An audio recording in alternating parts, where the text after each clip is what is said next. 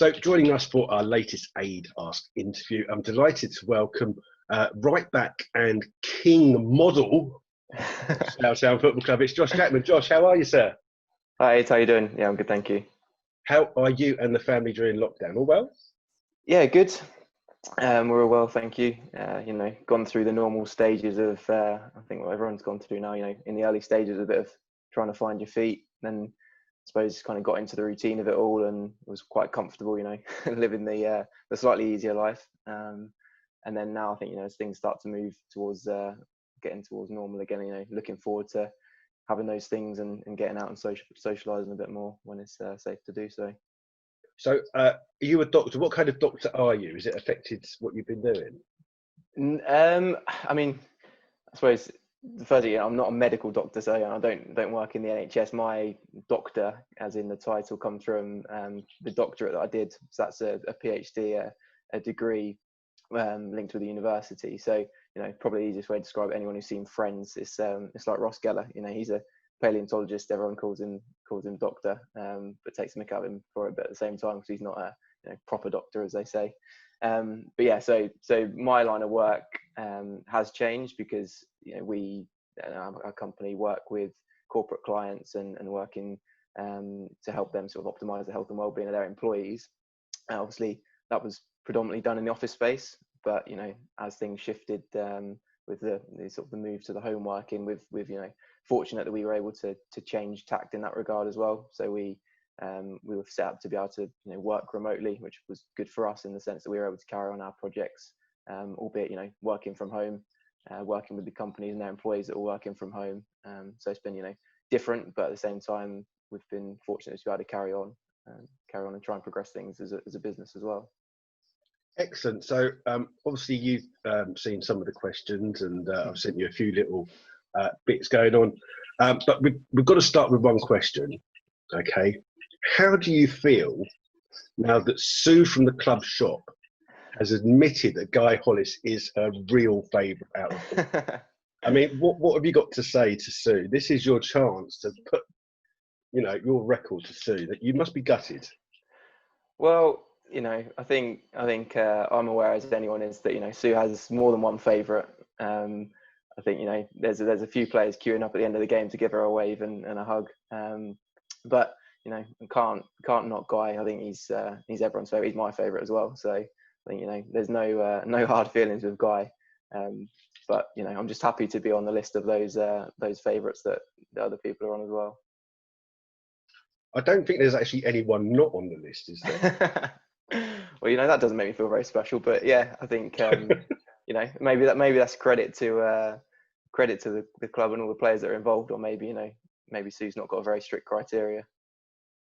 Yeah, she's not very picky, is she? So maybe that's what it is. Is there any truth to the rumour that the mannequin in the club shop is actually a replica of you? I don't know if you've seen it. I haven't seen it, so I wouldn't want to confirm or deny it at this stage. It depends. Does it look like me? I don't know, because it's topless. So all right.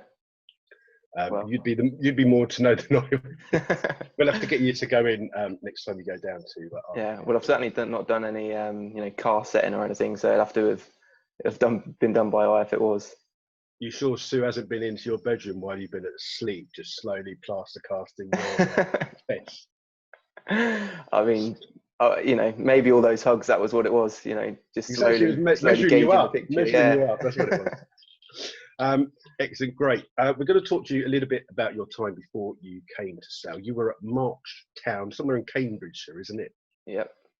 Yeah. So I think for the Slough fan, I suppose not many people would have necessarily heard of March. Probably the only way they would have is on the route up to Kings Lynn for the playoff game. They might well have come past it on the way through. So yeah, that's where I grew up, where my parents sort of were from the area, and I grew up there. Started playing for the town sort of towards the end of sort of the youth level, and then played a bit for the first team and stuff, sort of around that sort of same sort of time, sort of 16, 17, 18, and then ended up having a stint away at university, and so 4 years in Nottingham. Went to university there and played football for the university side during that time. And that was a great experience in itself. People might not necessarily know too much about university football, but it's getting in with the right university, and it's got the right setup. And I was fortunate there. Really, really good setup, good coaches, and we had some. We really were treated as student athletes. We got the sort of full host of facilities there, in terms of strength and conditioning support, nutrition support, all the physiotherapy, everything like that. So that was a really good experience in terms of sort of the professionalism of what would be a good level club. Then I left university, moved back home. In between, finding out what I wanted to do and carry on with the rest of my life. Actually, fairly swiftly after that, got a job down in London, and moved down, and that was quite a whirlwind thing, because it was just in the space of a couple of weeks. So I was actually at that point still continuing to go back and play for March on the weekend. So living down and working down in London, sort of renting down here, and then traveling back to keep playing, just to keep the consistency of playing at that time.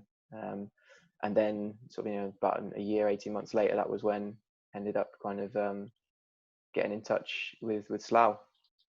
So what did you, is it one of those kind of like begging emails that Bakes and Unders get from lots of people saying, I'm a footballer, please play me? Is that what it was? No, that's not really me. It's actually, it was kind of a bit of a roundabout way, really. So I was actually watching the England-Russia game from it must have been Euro 2016 in a pub in Clapham, and one of my friends who I grew up with and played football a lot with, and as paths went different ways, he went off, was Lewis Hilliard. I don't know if any of the Slough fans might recognise the name. He played largely for St Neots, and then he's actually played at Arbor Park as well for St Ives. If anyone doesn't recognise him, if they remember seeing a really luminous blonde-haired lad play for those clubs, you're nodding AT. Yeah. Was he a right winger? Yeah, right wing. Yeah, midfielder. Yeah, right winger. So he's sort of he obviously I was good mates with him. He played sort of in and around the level, and he just said to me, it was like, why don't you stop playing up at March and come down and play somewhere around here? And it was as simple as he literally got his phone out and he said, where do you live? And at the time I was living sort of out in Ealing in West London, and he just was zooming out on Google Maps, and he said, Slough, that's not too far away from you. He goes, I know Bakes. And so he literally there and then got his phone out and messaged Bakes and said, know a lad who's sort of new to the area. Would you be happy to have him down for a trial? And that Bakes called me the following week at work, and I didn't know too much about Slough at the time. Bakes explained to me what was going on at the club at the time. That was sort of the season of the move back to Arbor Park. So he said about all the great stuff that was going on, and to me at the time I didn't know anything either way. So the opportunity to come down and play was enough for me. But that was then the chance to go down to the first session, I think, with Farnham Park. So we had the first sort of outdoor sessions pre-season. And yeah, I think it was very much a trial basis at the start, and just trying to sort of bed in and improve myself, and it just kind of went from there. It did take you a while to nail down your place. There's some other guy in front of you who might have a few record appearances under his belt. How hard was it for you though to come down and to not play regularly where you've mostly played all the time before? Yeah, I think if I'd known when I was joining that Sean was the right back and everything about him, I might have thought twice about it. But no, I mean, I think when I joined, because it was a big step up from where I'd been before. There was, I suppose, no expectation on my behalf as to what was going to really happen. I was kind of taking it session by session at the start in terms of training, and as Bakes and Unders have said before, they give everyone the opportunity in terms of plenty of minutes throughout that pre-season. So that was really beneficial for me in the sense of had the initial chance at training where they could have a look at me, but then also plenty of opportunities in the games. And it was sort of, again, on a sort of game by game, week by week basis, really, where I was kind of, just trying to keep going, keep doing enough that they, wanted to keep having a look. I think it was quite an intense pre-season. I remember playing 90 minutes on the Saturday in the Hendon tournament, and then coming back on the Sunday and playing another 45 minutes. So I think, I was taking any opportunity I could get, but I was probably in bed by about 7 o'clock on the Sunday night. But yeah, I think it's understandable from my perspective, the new player coming in from a few levels below, that obviously Bakes and Unders needed to have, a fair look. It wasn't going to be, playing one game and being able to prove yourself. It was only obviously going to have to be done over a period of time. So I think, from my perspective in that first season, it was just about trying to learn as much as I could, being able to train week in, week out, with the lads that, obviously played at that level and higher, some of which, for periods of time, learn as much as I could, play as much as I could as a part in the Slough season, which obviously, chances with Sean, I think he was ever present in that season in the league. So, and rightly so. It was, hard to come by. So, I had to try and take my chances when I could get them. I think played some games in the FA Cup and the Trophy, Berks and Bucks, and then a few sort of handful of league games. I think, predominantly in that season, did most of my football away from Slough. I think I'm noting down in preparation for this some of the clubs that I played for over the first 2 seasons. I think I can name 7. So I had a pretty good tour of Berkshire and Surrey and some other places around there in terms of the clubs. But that, again, it was massively beneficial for me. Bakes and Unders use their contacts for clubs that were looking for players on sort of a dual registration basis. And while a lot of people would say it wouldn't be ideal to going and getting games here and everywhere, it was, for me, it was more opportunity to play, more opportunity to Bakes would often and Unders would come down or get reports on the game. So it was always an opportunity to keep showing what I could do and keep trying to put myself in the frame, really. So a couple of things from that then. Firstly, how big a step was it? Because I think March are kind of like furlough league. I think that's kind of like is it 1 or 2 below the league that Slough were in at the time? Yes, I think it's probably 3 below the Southern Premier. So it's been 3 below at the time, I think. So yeah, I think inevitably it was a big step up. I think probably the most sort of clear things in how it was sort of a step up was, I suppose, the standard that was demanded of everyone and in everything you did. Whatever drill it was would be done 100%. Every pass, every tackle, everything, that even in the warm up through to the end of the session, no one was taking any liberties with it. It wasn't kind of any laugh or joke. Once you stepped on the pitch to train, and obviously especially to play, everything was done at 100%. So I think the consistency of that, and in terms of the attitude, but I suppose also the professionalism as well. What was expected of you as a player, but also what was given to you as a player as well, in terms of sort of the facilities and obviously more so when with the move to Arbor Park, which is a big part of the club now. That was big as well. So I think consistency of sort of the quality, probably the physical fitness of the players and everyone as well. There's not really many, if anyone, some players taking the cat themselves aside that lack enough pace, lack enough strength, all those sorts of attributes. So I think having the physical capabilities as a minimum, and then I suppose sort of from the club perspective, the professionalism that goes into it as well. So on the back of that, I mean, you played most probably the last 2 and a bit seasons where you've actually been at a higher level, Conference South, which is obviously then a lot higher than when you started. But as you've gone on, you seem to have improved more the higher you've gone up. Is that something that you thought when you came along? Did you honestly see yourself 3 or 4 years later playing in the Conference South playoffs?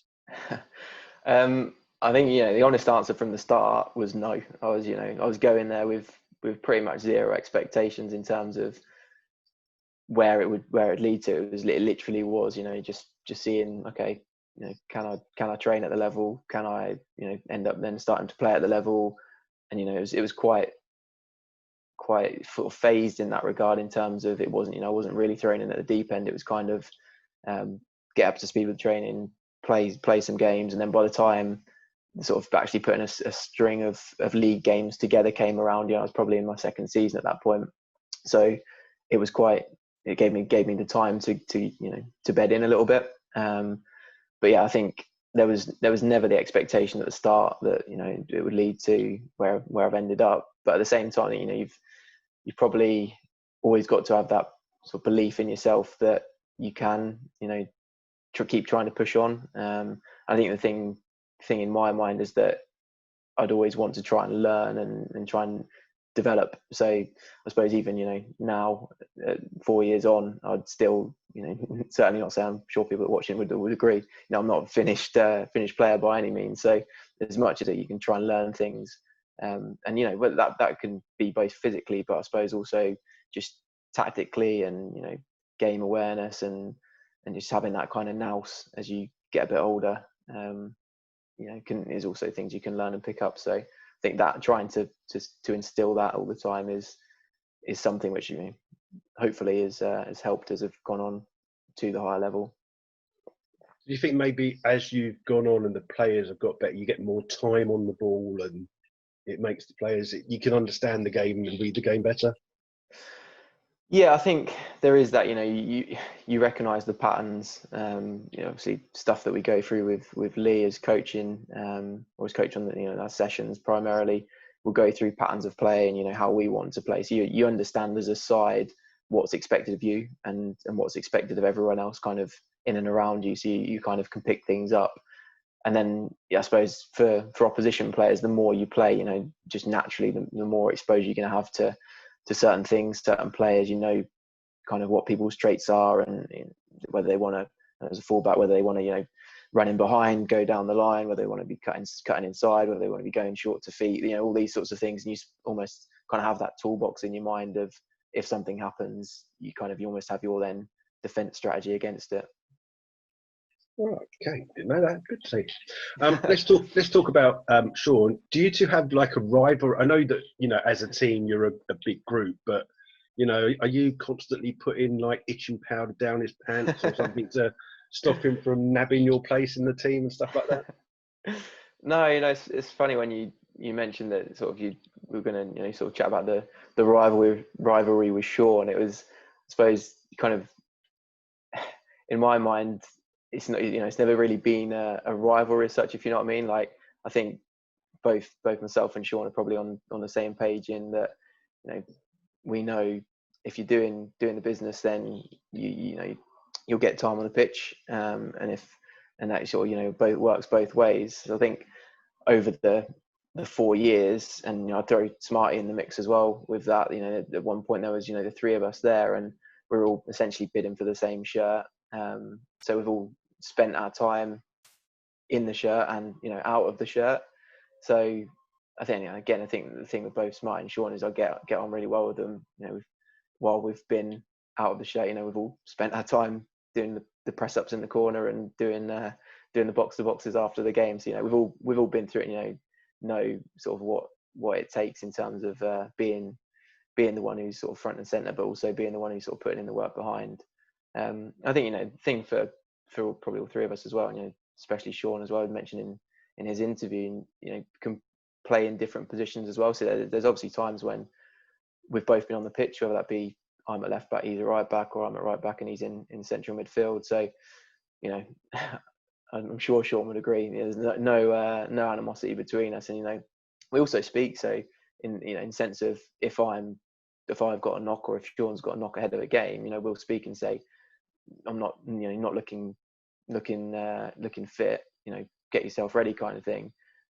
So giving each other the heads up that the likelihood is, if I'm not going to be fit or he's not going to be fit, so it gives the other person the most opportunity to get themselves in the right frame of mind, knowing that they're going to be turning up and potentially playing.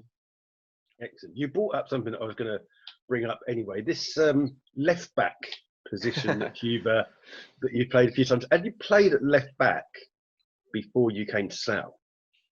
Yeah, so actually, again, to be honest, I hadn't really thought about it that much until we started started to think about what we're going to chat about tonight, and I have, to be honest, I started off quite a young age when I was playing academy football. I'd played a bit at left back, and then probably didn't really come back to it again until I was in the university side. And we essentially, one of the years we didn't have a left back, we kind of had two right backs. And I'm not sure what it says for the other lads left foot, but I had the better of the two left foots. So I ended up kind of going there. And so I think, maybe just sort of having the experience of that gave me the sort of, I suppose, understanding. And again, I think I kind of talk about it in the patterns of play kind of approach, where if you're on the right, it's essentially a mirror image, but you just kind of get used to what are those things, and again, what are the tools that you use. So obviously on the left, obviously I'm not as strong on my left, so being able to actually come in on your right, and there's some benefits to it, where if you're further up the pitch, you can cut in on your right foot, which gives you the ability to cross or shoot, and different passes, so you can sort of wrap a pass around the winger into the striker, as opposed to the natural curve of the ball being sort of more geared towards them on your right foot. So I think you obviously got to adapt. It's not completely the same just going over to the left hand side, but at the same time, it's always better as a player to be able to be versatile, and if it means being on the pitch and playing left back, then by all means from my side. Talking about a left back position, a certain game, end of last season, Bucks and Bucks Cup final, playing left back, and then you pop up in I think, what was it, 86 minutes or something to score an absolute cracker. Was you knocking on bakes and unders? I mean, it was the last game of the season, so I think if that had happened earlier, you'd been knocking on the door saying, "Here, this George Wells ain't got nothing on me." You'd have been in there as left back, surely. I mean, to be fair to Wells, he scored goals better than that with his left foot as well from outside the box. So I don't think he's in any trouble. But yeah, I mean, I think I can't remember exactly how it came about. I was playing left back in the game, but yeah, I mean, as always, happy to play left or right. And yeah, it was a really good game. I think it was competitive against a good side, but we did well, considering it was late in the season, a hot day, and I think probably a lot of tired legs at the end of a long season. But it was one of the most enjoyable games, I'm sure, in terms of that perspective, because we played really well. Obviously, at that point, that was, I suppose, the icing on the cake, because we were up. We had in hindsight already had the winner. I suppose I was just grateful to Niz for letting it through his legs. Is that the best goal you've scored? I think for Slough, it's not like I've got a full repertoire to choose from, but it's it's up there. It was like I said, a nice finish to the game, nice finish to the season. It was obviously a nice goal. But I think, to be fair, my favourite for Slough is probably the Dartford one.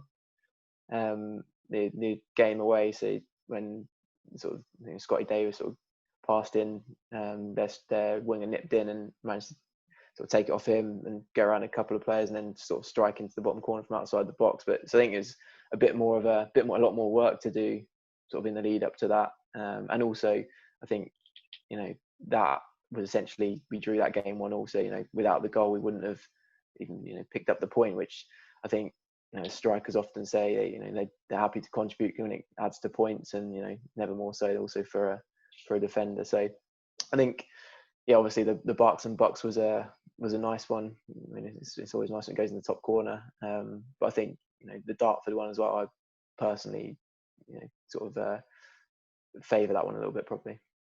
That was where Scotty sold you a little bit short, wasn't he? And you nipped in, and a bit like 10 seconds later, you're just on the edge of the other box and scoring. So I think Scotty obviously just thought there was a bit of space out in front of me, so it was just rolling the ball for me to run onto, and then you can see it on the video when he realises he's just passed it straight to their player. But all's well that ends well. Was he claiming an assist for that one like he normally does? Yeah, I imagine so. You said about studying down, and obviously, doing a doctorate's a lot of studying. How difficult was it for you to study and play as well? Because a lot of work goes into studying. It's not always a 9 to kind of 3, 4 kind of thing, is it? So it must have been quite hard. Yeah, I think there's pros and cons with it, really. I think the benefit is, I mean, so at the time my PhD sort of spanned 4 years worth of study, but that was on top of the 4 years I did in Nottingham, and that was 4 years down in London, where I was partnered with a company. So I was working and studying at the same time. So for the first few years, it was almost like I was working a 9 to 5, but doing the study alongside it. And then it was probably in the last 18 months where I actually sort of went, or maybe 2 years, but where I went full time, sort of studying at the university.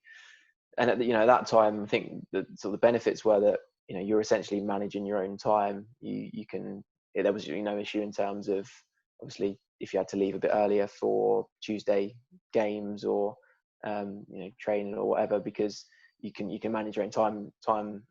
So it's a case of you've got the work to do. It needs to be done, and no one's going to do it for you. So as long as you manage your time and get it in, then that's fine. I suppose that at that point it was sort of the most challenging time for me, because as part of my PhD, it was a series of research and a series of studies that I ended up sort of writing a thesis on. And sort of that last year was doing the sort of the data collection of that sort of final study. And that did mean, at times, I think sort of my week looked like I was in the lab, sort of starting at 7 in the morning on a Monday, finishing at about 10 or 11 at night. Tuesday I would start similar time, but obviously then get away for games or training. Wednesday I'd be the same, 7 till 10, or potentially even, I think, sometimes in towards sort of midnight. Thursday, again, getting away for training. And Friday I'd probably give myself a little bit of an earlier finish and finish at about 7 or 8 in the evening. So that went on for about sort of 10 months or so. So that was for me the toughest time, because you've got to, there's no one else can do it for you. You've got to juggle it. But in and amongst that, that was a condensed period of time. And football, to be honest, was a welcome relief. To be honest, that was what kind of keeps you going, in terms of knowing that there's other things going on. And I suppose not having that would have been more detrimental than having the time taken out your week to do it. So yeah, it was there was tougher periods within that, and obviously it was a lot of dedication, but at the same time, it, like I say, did give me the flexibility to work things around the schedule. And the football was the nice thing to look forward to during those weeks. Right, we're going to come on to some of the questions from the fans and stuff about memorable games, but I'm not sure if I've got this right, but the game against Rochdale that was obviously filmed, there was cameras in the dressing room. Now, if I remember correctly, there was a little clip with you and Inzi having a bit of laugh, trying to look like you were hiding somebody or something from the cameras or something. What was going on there? To be honest, obviously, well, not obviously, but the camera was in the corner of the changing room, and we sort of had a little bit of a laugh about it before the game, sort of knowing it's there. But I suppose for most people, you kind of forget about it, because obviously in the change room you don't know which bits are getting filmed and which bits aren't. And it just so happened that when me and Inzi were in getting our stuff to head out for the game, while the lads were getting changed, I can't even think what did, just looked into the camera and blocked Inzi off or something like that, and it ended up being the one time that the camera was on. So I think a few people tweeted me afterwards saying, what are you doing? But it's just a bit of a random coincidence that I was messing around when the camera was on. You're not the joker in the squad then? You're not the one? No, to be honest, no. So it's just a completely random chance event that he got on the TV when I was messing around. I'm certainly not the joker by any means in the pack. It looked like almost as if you was a shoplifter somewhere, trying to hide something in your pockets, or Inzi's putting stuff in his pockets and you're trying to hide and block the camera. To be honest, I think I was just trying to wind Inzi up more than anything, just trying to get a rise out of him. Right, so let's talk to the questions that some of the fans have put to you. There's the usual ones as well. The best player you've played with and the best player you've played against. Yeah, so best player I played with actually is someone from March, a lad called Ade Asks.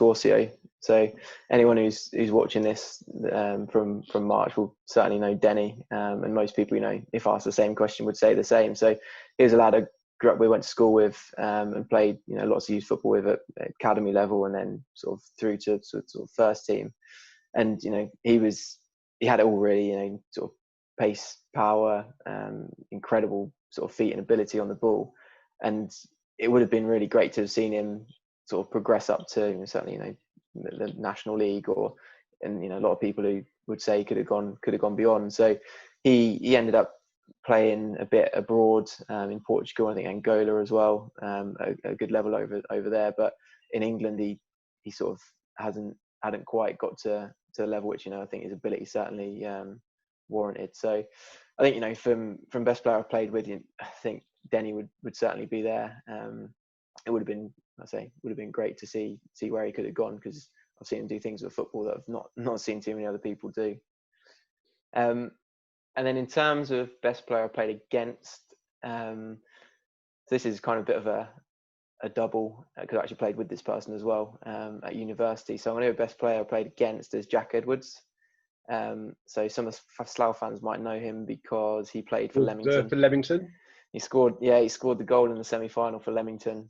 He also got sent off in the 6-0 game, so you know, I won't let him forget that one either.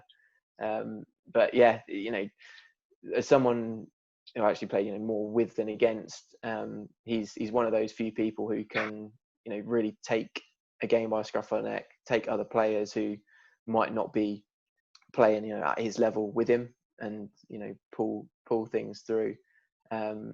You know, opposite of Denny, in that he's, you know, he's not the silkiest footballer, although, you know, a couple of his goals, to be fair to him, were pretty decent. But you know, he's not the silkiest. You know, he's someone who'll get stuck in. He'll put his head anywhere, and yeah, he's effective. You know, it's probably the best way to describe him. I don't want to give him too many plaudits, because you know, he's also a mate, so I don't want to big him up too much. I think that goal that he scored against us was more than a little effective. Yeah, exactly. It's a bit frustrating that, you know, that he was the one to do that. Right, best ground that you've played at? Yeah, best ground I'd go with Meadow Lane. So that's Notts County's ground. So again, going back to the time at university, so each year they have a varsity competition, which, you know, to sort of charity competition, which is a sporting sort of series between the two universities. So I went to Nottingham Trent, and we, you know, did the varsity series against the University of Nottingham, and that was, you know, all the different sports: basketball, ice hockey, rugby union, American football, but also obviously football. So that was kind of the sort of the pinnacle of the year, really, when it was one game. It was, you know, essentially a cup final against the other university. It was after the sort of the university season had finished, so you had a period of, you know, I think it was probably 6 weeks, 2 months maybe, to, you know, train specifically for it. So, you know, everything was geared into it. And that was, you know, played at Meadow Lane, so a good ground, and there was a decent fan base from the university. I think sort of 4,000 or 5,000 students would go, which, you know, created a good atmosphere, I'm sure, fueled up by some alcohol and you know, heading out for the night. So that was, you know, that was a good experience, and yeah, I'd say Meadow Lane. Okay, I guess memorable match will be the next one for you. I guess that might be one of the ones you'd include in that. But most memorable match you've played in? Yeah, so yeah, and the varsity games are certainly up there. From the perspective of Slough, I think I've probably watched most of the memorable games in recent times. You know, I was on the bench for the Gainsborough game, on the bench for the Merthyr game, and what was the other one I had down? On the bench for the Kings Lynn playoff final as well. So, you know, those those ones that usually people pick up, you know, I was with the fans watching those ones. But you know, for me, I think the ones that stick out, and I'm probably boring in this regard, in the sense of being a defender. You know, clean sheets are obviously nice. Winning games, you know, not necessarily by conceding goals and scoring more than the opposition, is sometimes looked upon better. So I think both the games against Sutton, enjoyed those. I think, you know, good atmosphere, obviously a lot riding on it in terms of the first round of the FA Cup. Obviously going to their place and drawing 0-0, and then coming back and, you know, the draw, and then ended up winning on the penalties. Were two of the games for me where I think, you know, probably with the most riding on it, where we had the successful outcome. Obviously the game against Juggling was great, but, you know, unfortunately doesn't have the same effect when we lost the game. And then a couple others sort of come to mind. The away game at Woking when we won 1-0. Again, just a really solid performance against obviously a good side that ended up going up, and similar with the 1-0 away at Hereford the season before. So again, good grounds, good sort of home followings for those sides, and I suppose going in as underdogs and getting the win, and as obviously as a defender as well, getting the clean sheet. So I think for me, they're games I look back on and really enjoyed, because we dug in and got the result. So I suppose we've got 4 games there and 3 goals, so probably not the fans' favourite, but they were enjoyable ones for me to play in. Okay, have you got a funny story that you can actually tell us, whether on the pitch or off the pitch? Yeah, I mean, I've listened to some of the other interviews, so I know the lads haven't been giving much away in terms of the nights out. So I can't kind of go against that and be the one that dobs everyone in. But I think there's a couple of nears hit the nail on the head in terms of, I suppose it's not necessarily the sort of the funny stories you remember. It's just the general banter in the change room and in the physio room and all that, which goes on more regularly. So people probably, we've not dished out any stories. People probably think we're all boring, but hopefully there's plenty that goes on behind closed doors. I think say again, probably one for me, going back to again university times, was we went on a sports tour to Italy. So as part of it was sort of a bit of a festival, so it wasn't just about the sport in itself, but there was sporting fixtures played, and so obviously went as the football team, and as part of the tournament they play, I think it was an indoor, maybe 6-a-side tournament, so we our first game turned up and the other team was there, all kitted up and ready to go, but little did they know, and little did we know, so some of the players, was that our kit for the game was a pair of white Y fronts, and that was it. And so I think what was probably more embarrassing was we ended up winning the game. So that was probably something which not many people would have much experience of, but yeah, that was probably something quite funny. I take it there was no swapping of the clothing at the end of the game. No. You've brought it on to a 6-a-side thing. We do ask this. Name a 6-a-side team with players that you played with, but none of the current squad. Yep. So in goal, I've gone with Mark Scott. So Scott, I think he's been mentioned a couple of times. Obviously, top lad and top goalkeeper, really solid. Someone who is going to do the job behind you. I think Scotty was in goal sort of the first first sessions and first games I played. And I think that was sort of, as a defender going in, you knew you had someone there that was going to command the box, and obviously since the injury, it's great to see him come back and been doing equally well. So Scotty being my keeper. Defender, I'm going to go one defender. It's probably, again, it's a bit of a surprising one from a Slough perspective, because I'm picking Nathan Stainfield, lad I played with at university, but he also was centre back in the game at Gainsborough. And it's actually, I spoke to him after the game. It's probably the worst game I've ever seen him have, but I think that was credit to Manny and Floody, who were unbelievable that day. Before that, he's one of those. He's a man mountain. He puts his head in anywhere. Good and strong in the tackle. And he's actually quite good on the ball for a big lad. So I'm going to give him the benefit of the doubt on that sort of eventful day in Gainsborough, and still stick him in my side. Midfield, so I'll go with Jack Edwards. Don't need to mention any more about him. And then the other lad I'm going to go with is Jilksy. So I picked Jilksy probably, over the last few seasons, obviously, unfortunately, injuries sort of hampered him. I probably had the fortune/misfortune of playing the most against him, in training. I always, would come up against Jilksy, and probably always, was not necessarily looking forward to it, because as a winger, he's a fullback's a nightmare, because he's obviously quick, and got lightning pace off the mark, good with his feet, very busy, but also probably the most annoying thing is he he doesn't let up or give you an edge. You know, some wingers you think they might be a bit lazy, you can sort of try and push them back by going forwards.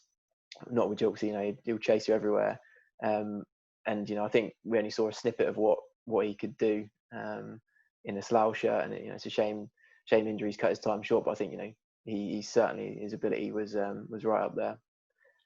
And then I've gone with two strikers. So Denny, as was mentioned, you know, again would slot in. I'm sure would slot into sort of the Slough squad and do well at this level. So I think, you know, his ability would shine through. And then the other one, Matty Stevens. So obviously, again, familiar with the Slough lot. Matty was obviously great in his short stint and was, I suppose, you know, guaranteed goals. He's just all about scoring goals. And you know, as a striker, that's exactly what you want. So yeah, Matty Stevens. Not a bad team at all. Okay, so during lockdown, is there anything that you can recommend to people to watch? Yeah, that's probably the easiest question you've asked, I reckon. The Last Dance. I don't know if you've heard of it. Michael Jordan series, yeah. So Michael Jordan series, you know, follows sort of fair bit of his life, predominantly in his time in his career with the Chicago Bulls when they were, you know, really successful.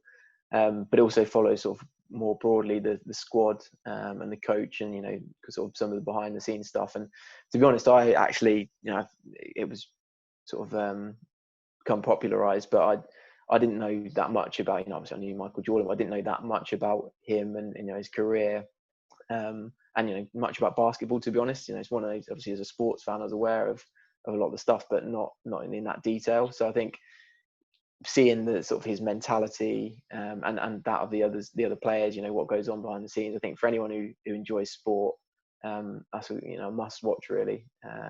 And, you know, I would say I wouldn't be put off if you don't like basketball, because it's not really about that. It's, you know, it's about the sort of the sporting aspect of it, and yeah, I'm sure you won't be disappointed if you tune into that one. That's on Netflix, isn't it? On Netflix, yeah. Yeah, I watched something the other day, actually, the Bobby Robson, More Than a Manager documentary. If anyone wants to watch that, it's a very, very good watch as well. Yeah. Favourite TV show on that you'd maybe like to be in? Doctor Who or Dr. Kildare? Nah, not either of those actually. First show I'd like to be in, I'm a big fan of Chase. I think, you know, lockdown, I think everyone's quiz knowledge has improved on lockdowns, and obviously you've probably helped a lot of people along that as well. So yeah, you know, the Chase, I think that's a popular one at the moment. And then also, I think Togs may have mentioned this one, the SAS program. So I think, you know, from a sort of fitness and mentality perspective, you know, wanting to be able to sort of try and push yourself and see what your level is and see what your limits are, would be good. I think, you know, the benefit of that is that there's an end to it in a couple of weeks. You know, you don't have to do it as a career, which, you know, is obviously a different level. But yeah, giving it a go, I'm sure would be good fun. Right. Who is going to play you in the Josh Jackman Hollywood blockbuster? So I picked this one because it's actually someone who just randomly, someone used to say I looked like them, and it's a guy called Mike Vitar, and he was an actor in The Mighty Ducks. You know, I've actually not seen it. Yeah, it's a bit of a throwback. And you know, his time in the film, I've Googled him afterwards, and I can see the resemblance, to be fair. So, you know, I'd have to go with Mike Vitar. Probably not many people know who he is. You must watch The Mighty Ducks. Very good film. Very good film. One of the questions we had, I guess you might know who this person is Toby. He'll be delighted you've asked this. He wanted to say, how would you feel about going bald at 17? What's the story behind this? So, the story is that's essentially a description of our friend Callum. So, you know, he's basically just stitched him up. And the fact that you've asked it, I'm sure he's going to be absolutely over the moon about as well. But, you know, in terms of actually answering the question, I think these days, you know, technology is advancing. There's no reason that, you know, transplants aren't there if you want a head of hair. But, you know, in Callum's case, you know, I think he pulls it off. So I wouldn't have any worries. He's got a man of taste. Exactly. There's two of us that can pull off no hair as well. So the last question of the night is the usual duck question that we do. I'm going to change it a little bit because you didn't play against Kings Lynn. Would you rather fight 10 duck-sized Reading players or one Reading-sized player duck? You got there. So, you know, I actually did a bit of research on this one, you know, as it interested me, you know, seeing the other interviews, and there's a bit of science behind it. So I think apparently if you upscale a duck in size, you know, you can't just upscale it in terms of it being able to still function. So if you upscale it to a human size, its wings need to, you know, grow bigger exponentially. So actually, you know, if a human-sized duck was around, it wouldn't be able to fly. So, you know, you're kind of safe from aerial attacks. The bill is apparently, you know, quite flat, and if it was to bite you, you know, it's not going to do that much damage. You know, which is all gearing towards, you know, going for the sort of fairly poor player-sized duck. And then, you know, the players, I think, you know, ducks can get quite big. So I think 10 of them, you know, outnumbered. So, yeah, on that basis, I think I'm going to go for the player-sized duck. Brilliant. Fabulous. Thank you very much for joining us, Josh. It's been a real pleasure. Hope you've enjoyed it as much as we have. The playoffs are coming up. Best of luck for that. And maybe you might get the winning goal again in the last game of the season. It should be the playoff final then, shouldn't it? We can only hope, yeah. That's brilliant. Thanks very much, Ade. Thanks, Josh. Cheers, mate. Cheers.